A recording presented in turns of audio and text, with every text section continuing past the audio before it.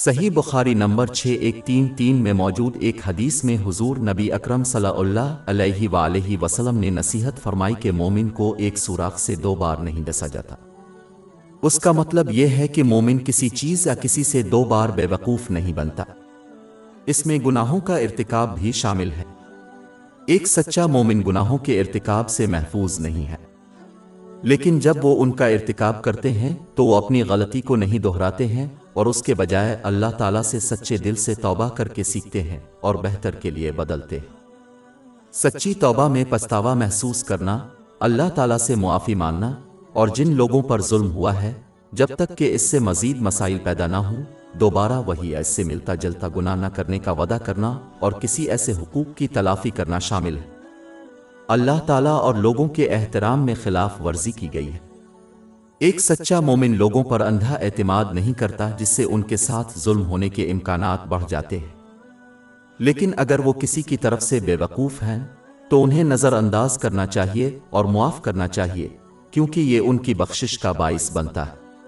باب 24 النوری آیت 22 اور وہ معاف کر دیں اور نظر انداز کریں۔ کیا تم یہ پسند نہیں کرو گے کہ اللہ تمہیں معاف کر دے؟ لیکن انہیں مستقبل میں اس شخص کے ساتھ معاملہ کرتے وقت احتیاط سے چلتے ہوئے اپنے رویے کو بھی بدلنا چاہیے، اس طرح اس بات کو یقینی بنانا چاہیے کہ وہ دوبارہ بے وقوف نہ بنے۔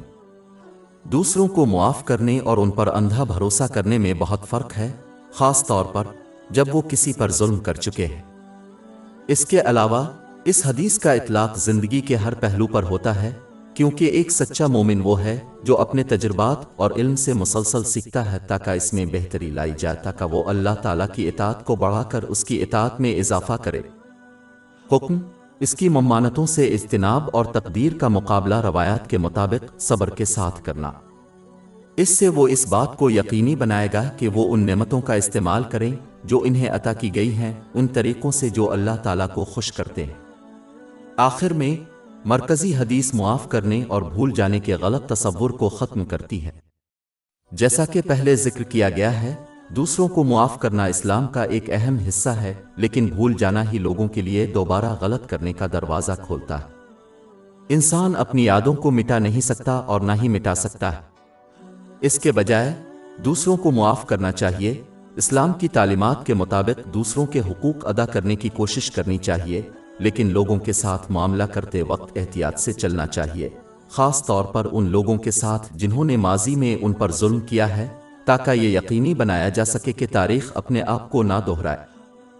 ہماری ویب سائٹ www.shekpod.com پر 400 سے زیادہ مفت ebooks, audio books, infographics, podcast اور بلاگ دستیاب ہے۔